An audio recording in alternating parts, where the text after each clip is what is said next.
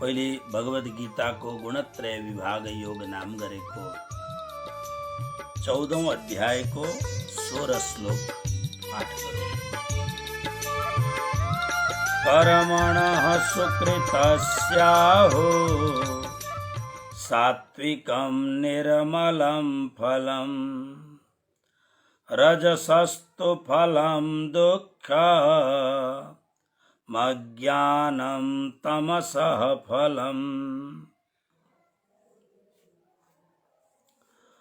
कर्मणः सुकृतस्य आहु सात्विकं निर्मलं फलम् रजसः तु फलं दुःखम अज्ञानम तमसः फलम्। धर्मपरायण भक्तवृन्द, हामीले हिजो 14 श्लोक र 15 श्लोकमा सतोगुणको वृद्धि भएका बेलामा शरीर त्याग गर्ने व्यक्तिहरूले कस्तो खालको लोक प्राप्त गर्दछन्, रजोगुण वृद्धि भएको बेलामा र तमोगुण वृद्धि भएको बेलामा कस्ता खालका लोकहरूलाई प्राप्त गर्दछन्, यो कुरा हामीले हिजो श्रवण गर्यौं। आउनुहोस् आजको श्लोकमा प्रवेश गरौं। अन्तकालमा गुणहरू बढ्दाखेरि त्यतिखेर प्राण त्याग गर्ने व्यक्तिहरूले तत्तत लोकहरूमा स्थिति कस्तो प्राप्त गर्दछन्।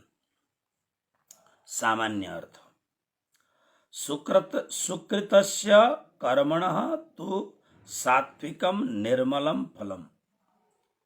सुकृतस्य भनेको सुकृत शुभ कर्म। शुभ कर्मको त जो फल हुन्छ त्यो सात्विक र निर्मल फलम फल आहु भन्दछन्। रजसः फलम दुःखम, राजस कर्मको फल दुःख कहलाउँदछ र तमसः तामस कर्मको फलम फल अज्ञानम मूढता कहलाउँदछ। मूल सामान्य अर्थ यो हो। आउनुहोस् अब यसको अर्थको विषयमा अलिकति यसलाई राम्ररी हेर्ने चेष्टा गरौँ। वास्तवमा हेर्ने हो भने कर्म सात्विक राजस तामस हुने होइनन्, यी त गुणहरू हुन्।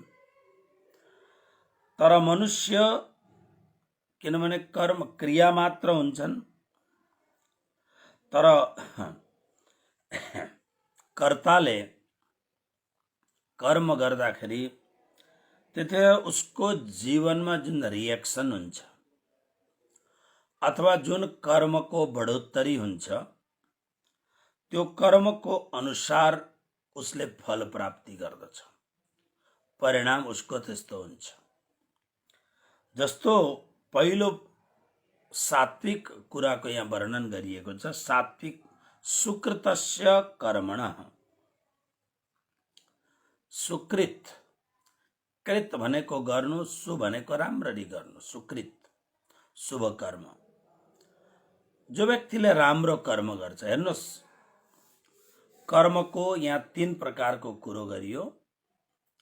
एउटा अत्यन्त निन्दित घोर कर्म, एकदम निन्दित कर्म। एउटा कर्म निन्दित कर्म त होइन, तर आफ्नो मौज मजा सुख आनन्द शारीरिक भौतिक आनन्दको लागि कर्म गर्यो। निन्दित कर्म होइन, तर त्यो कर्मको हेतु, त्यो कर्मको जुन अनुष्ठान हो त्यो खाली आफ्नो जीवनको आफ्नो शरीरको मौज मजाको लागि गर्यो। तेस्रो कर्मको मूल ध्येय आफ्नो जीवनको लागि त भले उसले गर्यो, तर त्यो कर्मको मूलमा लोक कल्याण इत्यादि कुराहरू छन्, शुभ कर्महरू छन् भने फल अलग अलग हुन्छ।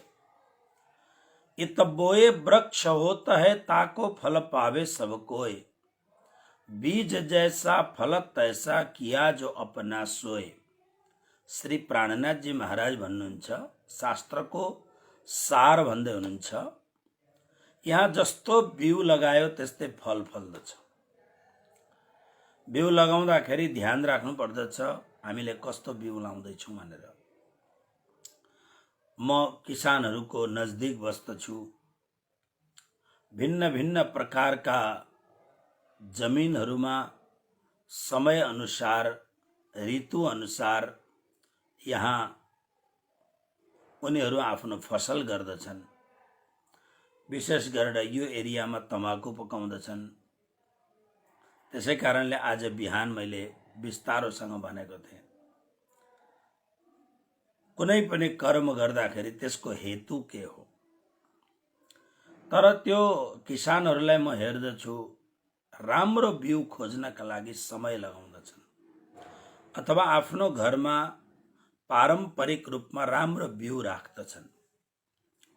कुनै पनि कुरोको हेर्नुहोस् न, धानै मात्रै कति प्रकारका हुन्छन्।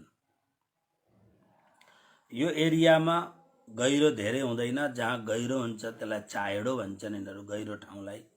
जहाँ पानी जम्दछ त्यहाँ धान लगाउँदछन्। यहाँ 10 कट्ठाको 1 बिघा यानी नै सानो बिघा हुन्छ। नेपालको तराईको 1 बिघाको यहाँ 4 बिघा हुन्छ। यहाँको 1 बिघामा हाम्रो जुन पक्का मन हुन्छ, 40 किलोको मन हुन्छ, लगभग 30-40 मन जति धान फलाउँछन्। यहाँ 20 किलोको 1 मन हुन्छ, त्यसकारणले 70, 80, 90 मनसम्म धान फलाउँछन् यहाँको मनको हिसाबले। अनि म सोच्दछु कुन धान फलाउँछु भनेको जुन धानको चिउरा हुन्छ, मुरैहरू हुन्छ, त्यो धानै अलग्गै हुन्छ। त्यसको भात खान गाह्रो हुन्छ। तर भात खाने धान बनायो भने त्यो कम्ती फल्छ। आलु लगाउँदाखेरि यहाँ प्राय आलुहरूको बिउ पन्जाबबाट आउँछ। सुर्ती धेरै लाग्दछ, सुर्तीहरूको बिउ पनि यिनीहरूले त्यही ढङ्गले राखेको हुन्छ। मतलब बिउ जस्तो लगाइन्छ, बिउ लगाइसकेपछि जमिनले कुन खालको बिउ माग्दछ, कुन फसल माग्दछ, त्यस अनुसारले जमिन तयार गरेर गोड, मेल, पानी सबै कुरो भएपछि राम्रो फल हुन्छ। तर जे लगायो त्यही फल हुन्छ। आँपको फल लगाउँदाखेरि आँपै फल्छ, अम्बकको लगायो भने अम्बक फल्दछ। धान लगाए धान फल्दछ, कोदो लगाए कोदो फल्दछ, मकै लगाए मकै फल्दछ। त्यसरी नै सुकृत कर्म यानी जीवनमा राम्रो काम गरेको छ भने, राम्रो काम र नराम्रो काम केलाई भन्ने भन्दा व्यास, संसारका सबैभन्दा ठुला ज्ञानी व्यास, व्यासजीलाई सोद्धा, हे व्यासदेव तपाईँ राम्रो र नराम्रो केलाई भन्नुहुन्छ भन्दा उहाँले भन्नुभयो, 18 पुराणेषु व्यासस्य वचनद्वयम्। 18 पुराणमा व्यासका 2टा मुख्य वाक्य छन् भनेर कुनै नीतिकारले भने। 18 पुराणेषु 18 पुराणमा व्यासस्य वचनद्वयम्, व्यासका 2टै वचनहरू छन्। कस्तो भन्दा, परोपकार पुण्याय पापाय परपीडनम। परोपकार पुण्याय, पर उपकार भनेको पुण्य हो, परपीडन भनेको पाप हो। बस मुख्य सूत्र बताइदिनु भयो। परोपकार, हामी जुन कर्म गर्दछौँ त्यो कर्मले उपकार होस्, भलाइ होस्।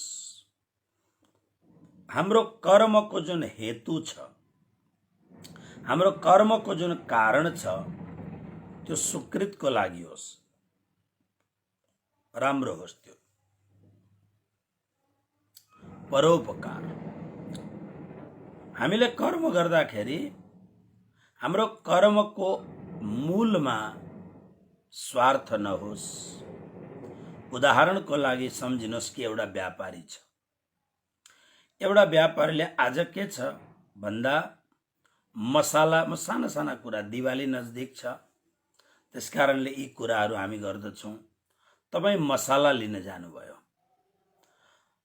कुन ठाउँमा जानुहुन्छ भन्दा जो अनेस्ट दुकानहरू छन्, प्रामाणिक दुकानहरू छन्, यहाँनिर बेसार राम्रो पाइन्छ, गरम मसला राम्रो पाइन्छ। मतलब यी मिक्स हुने खोर्सानीको धुलो राम्रो पाइन्छ। सुनेको हिसाबले मान्छेहरू बेसारमा पनि आटाहरू के मिलाउँछन् भन् सुन्छु। खोर्सानीको धुलोमा इँटाको धुलो मिलाउँछन् भन् सुन्दछु। अन्नहरूमा कंकण पत्थरहरू छानेर हालेको हुन्छ भन्ने सुन्छु। शुद्धताको लागि अलग कुरो हुन्छ। अब अहिले यो दिवालीको समयमा यसपालि कोरोनाको संक्रमणले गर्दाखेरि धेरै न्युजहरू न्यून भएका छन्, धेरै न्युजहरू कम भएका छन्। हिजो रातिको लेटेस्ट न्युज मोदीको सुन्दाखेरि बिहारको न्युजले अरू न्युज अलिकति कम गर्दैछ, किन बिहारको न्युज एकदम टप न्युज थियो योको। त्यसरी नै धेरै कुरामा अहिले मिठाईको विषयमा कम कुराहरू आउँदैछ। नभएदेखि प्रत्येक वर्ष सरकारको तर्फबाट र न्युज एजेन्सिजहरूको तर्फबाट आउँदछ, मिठाई किन्दाखेरि राम्ररी ध्यान दिएर किन्नुहोस्, किनभने मिठाईमा जुन र मटेरियल प्रयोग हुन्छ जस्तो मावा, दूध इत्यादिहरू जो प्रयोग हुन्छ त्यो निश्चित रूपमा शरीरलाई अत्यन्त हानिकारक वस्तुहरूको प्रयोग गर्दछन्, दूध बनाउने प्रक्रियाहरू इत्यादि। तर हाम्रा यी देशहरूमा नियम नीति कानुन अत्यन्त फितुला छन्, ढिलाइ छन्। अनि फितुला हुनुको कारण के छ भन्दा माथिल्लो स्तरदेखि तल्लो स्तरको भ्रष्टाचार। विश्वमा प्राय धेरै घुम्दाखेरि थाहा हुन्छ, यतिको खाद्य सामग्रीमा मान्छेले प्रयोग गर्ने यी टेबल वस्तुहरूमा यति साह्रो धाँधली यी गरिब देशहरू बाहेक बाहिरको देशहरूमा बहुत कम्ती हुन्छ। सरकारका एजेन्सिजहरूले भन्दछन् तपाईहरुले यो चीज होशियार गरेर किन्नुहोस् भनेर, तर सरकार कति लाचार छ। प्रत्येक वर्ष यस्तो भ्रष्ट मिठाई बनाउने, भ्रष्ट काम गर्ने मान्छेहरू पक्राउ पर्छन् अनि पैसा दिएर छुट्दछन्। पुलिससँग मिलेका हुन्छन्, सरकारी एजेन्सिजहरूसँग मिलेका हुन्छन्। नभएदेखि धेरैवटा देशहरू यस्ता छन् जहाँ यस्तो खालको जीवनसँग गलत गर्ने व्यक्तिहरूलाई सजाय मौत दिइन्छ। त्यहाँ अरू कुनै पनि तपाई आज पनि जानुहोस्, अरेबियन कन्ट्रिजहरूमा रेपको काण्डहरू बहुत कम्ती हुन्छ, चोरीको केसहरू कम्ती हुन्छ। कारण के हो भन्दा त्यहाँ सजाय कठोर सजाय छ। मनुष्यभित्र जुन असुर हुन्छ, राक्षस हुन्छ, मान्छेहरूको भित्रमा राक्षस वृत्ति हुन्छ, त्यसका लागि त दबान नै प्रयोग गर्नुपर्छ। दबाई नै पुरा एकदम त्यो राक्षसीपनलाई कुचल्नु नै पर्दछ, नभएदेखि त्यो मान्छेको राक्षसीपन धेर हुन्छ, अप्ठ्यारो हुन्छ। र भारत, नेपाल आदि देशहरूमा यी भ्रष्टता अत्यन्त प्रबल रूपले बढ्ने कारणै यही हुन् कि भ्रष्टाचार माथिदेखि तलसम्म भ्रष्टाचार छ। मूल कुरो राम्रो कर्म। जुन कर्म गरेपछि कर्म गर्ने वालालाई शान्ति महसुस होस्, आनन्द अनुभव होस्, मैले राम्रो काम गरेँ भनेर। र मात्रै त्यो कर्मलाई, किनभने कबीर नाम गरेका सन्तले भनेका छन्, ऐसी वाणी बोलिए मन का आपा खोए, औरन को शीतल करे आपहु शीतल होए। भन्दछन् यस्तो वचन बोल जुन वचन बोलेपछि पहिलो नम्बर आफूलाई परम प्रसन्नताको अनुभव होस्। तिमीलाई यदि प्रसन्नता भयो भित्रबाट भने सामनेवालालाई पनि प्रसन्नता हुन्छ हरेक काममा। त्यस कारणले बस यो सूत्रलाई हामीले जानौं, जुन कर्मको मूलमा हाम्रो स्वार्थ छैन, त्यो कर्म भले हाम्रो लागि होला तर हाम्रो स्वार्थ छैन। त्यसमा निस्वार्थ भावले अरूको उपकारलाई ध्यान राखेर गरेको जुन कर्म छ त्यो सुकृत कर्म हो। राम्रै कर्म भए तापनि अर्कालाई दुःख दिने खालका जो कर्म छन् त्यो पाप कर्म हो। जस्तो धेरै तान्त्रिकहरूले मारण, मोहन, उच्चाटन आदि गर्दछन्। हाम्रा एउटा साधु थिए, ती साधुले जीवनमा 2-4 खेप निकै ठुलो दुःख पाए। जीवनमा उच्च पद पाउनका लागि धेरै तिकडम गरे, पाउन सकेनन्। यो पनि कर्मको बडा ठुलो अप्ठ्यारो कुरो छ। तर मान्छेहरूले तकलिफ दिएको हुनाले बिहानै 4 बजी उठेर 6 बजीसम्म भट्ट केही पाठ गर्थे। अनि मैले सोधेँ, म संस्कृतको विद्यार्थी हुँ, 20औं वर्ष संस्कृत पढेँ। होइन, यो जोरले पाठ गर्छ तर बुझ्दिन के पाठ गरेको भनेको। यो पाठ एकदम जोरदार पाठ हो महाराज, यो पाठ गरो भने अहित गर्ने मान्छेहरू प्याट्टै मर्छ।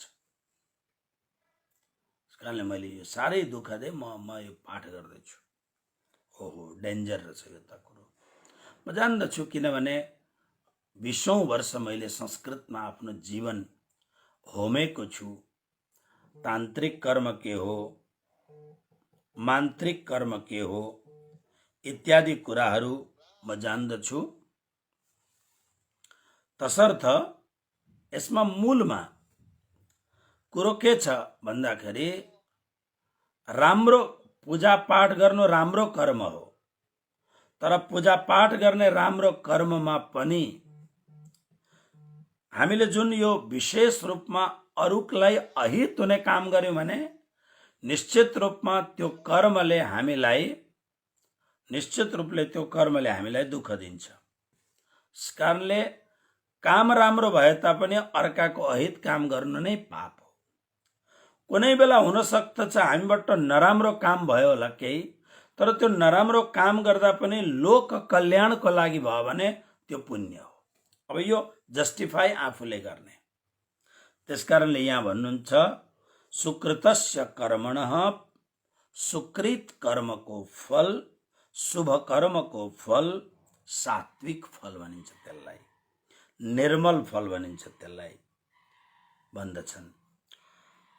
यो फलको प्रभाव आफूलाई शान्ति महसुस हुन्छ र राम्रो लोकमा बास हुन्छ, ऊर्ध्व लोकमा बास हुन्छ। रजोगुणको जुन फल हो, राजस कर्मको जुन फल हो, त्यो कर्मको फलले दुःख पाइन्छ भने यस्तो लोकमा जाइन्छ जहाँ धेरै सुख हुँदैन।